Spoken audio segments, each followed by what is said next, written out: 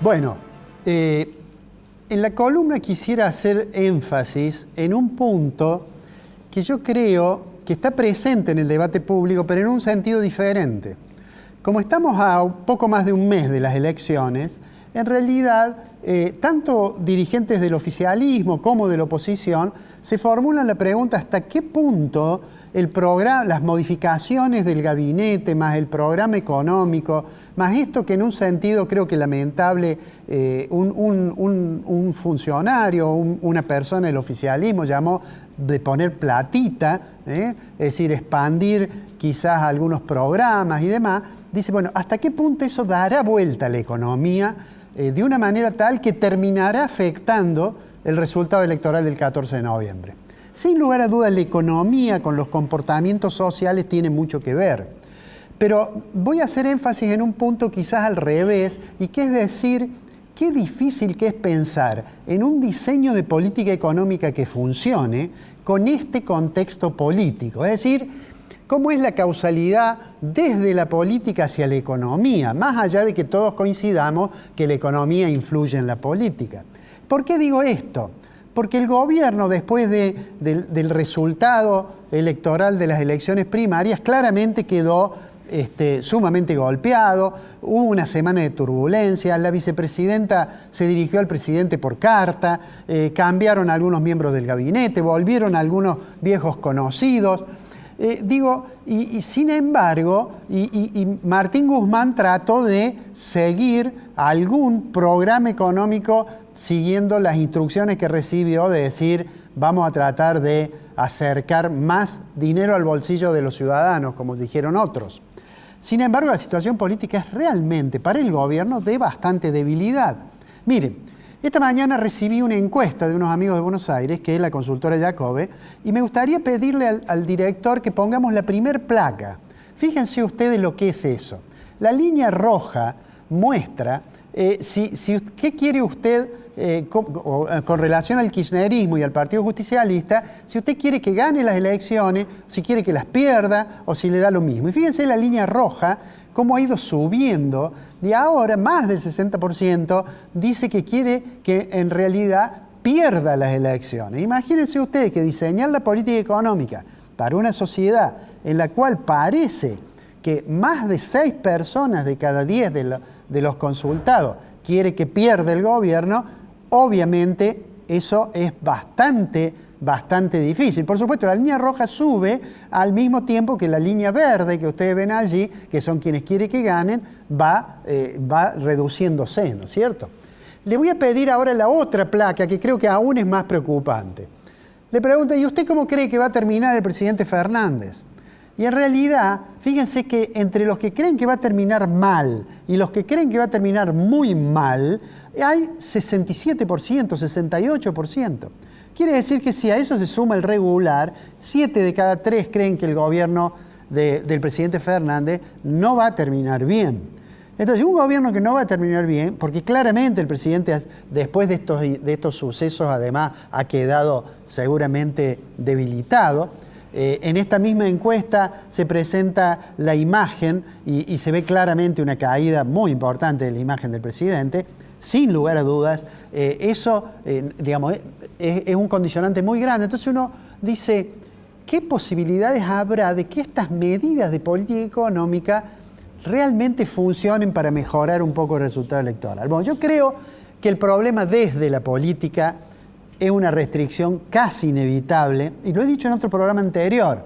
Yo no creo que la gente vote exclusivamente por la cuestión económica, pero además creo que desde que se toma una decisión económica hasta que esa llega al quien quiere ser el destinatario, a quien queremos llegar con eso, pasa un tiempo y después hay que ver si esa persona reacciona como nosotros queríamos. Hablando ahora de la economía, concretamente el gobierno efectivamente va a aumentar los programas, va a aumentar el gasto y por ahora no tiene otra opción que financiar el aumento del gasto con aumento de la emisión. Es decir, un poco el círculo es así. El gobierno aumenta el déficit, financia el déficit con emisión monetaria, trata de esterilizar el dinero de la emisión monetaria con deuda, ya sea las LELIQ del Banco Central o los pases del Banco Central o las letras del Tesoro, y eso va generando, digamos, se va generando una especie de bola de nieve. El presidente Fernández había dicho que iba a terminar con este tema de las LELIQ y que eso iba a hacer de que pudiera aumentar digamos, las transferencias para los jubilados.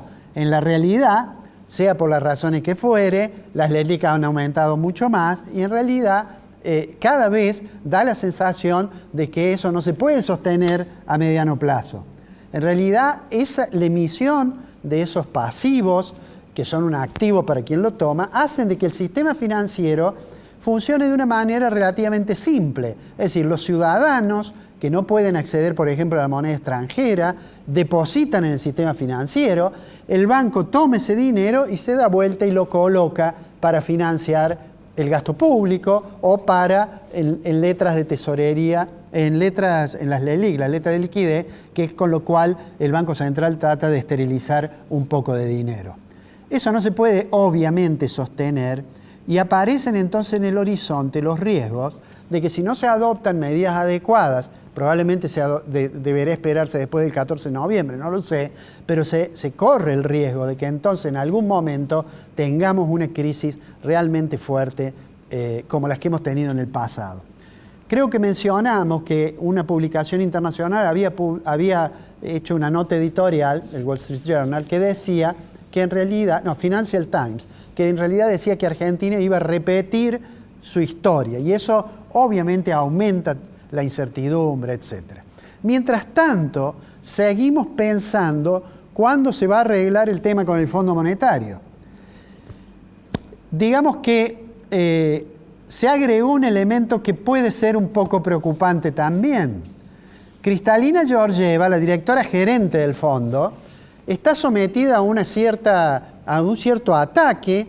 Digamos, hay quienes dicen que Kristalina no ha sido tan cristalina y que cuando estuvo en el Banco Mundial incidió para que el cálculo de un índice que se llama Haciendo Negocios y que hace un ranking del clima de negocios, que había influido para tratar de que China no le fuera tan mal.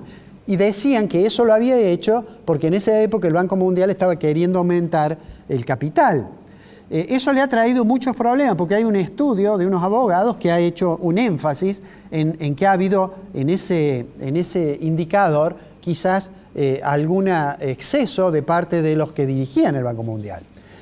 Termino con esto. Joseph Stiglitz, el premio Nobel, el mentor de Guzmán, acaba de publicar una nota que está disponible en un proyecto que se llama Syndicate, en la cual dice de que hay un intento de golpe de Estado en el Fondo Monetario contra Kristalina, que en realidad le hacen eso porque ella no ha sido lo suficientemente empática con los intereses financieros.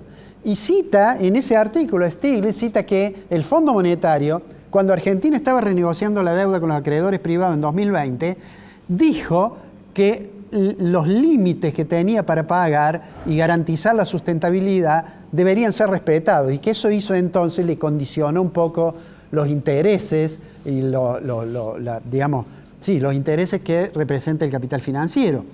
Entonces, lo que dice en realidad Stiglitz, lo digo y es él el que lo dice, es que Kristalina Georgieva, la directora gerente del fondo, es demasiado progresista para los intereses financieros internacionales.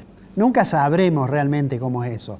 Lo que sí tenemos que tener en cuenta es que con la economía que camina con este riesgo que mencionábamos antes y con el Fondo Monetario, si llega a haber algún endurecimiento como consecuencia de estos problemas que tiene la directora gerente, es un elemento más que nos complica seguramente las posibilidades futuras. Esperemos que el gobierno acierte y que sea capaz de conducir hasta las elecciones de una manera razonable la economía, aunque los indicadores nos muestran que hay muy poca credibilidad en el gobierno y la realidad política lo condiciona más todavía. En realidad, los agentes económicos toman sus decisiones casi sin mirar qué es lo que Guzmán cree que va a pasar en la economía. Lo veremos las próximas semanas. Y ya estará con nosotros aquí el conductor del programa, ese gran periodista que es Ricardo Fonseca. Gracias por haber estado. Nos vemos el martes que viene.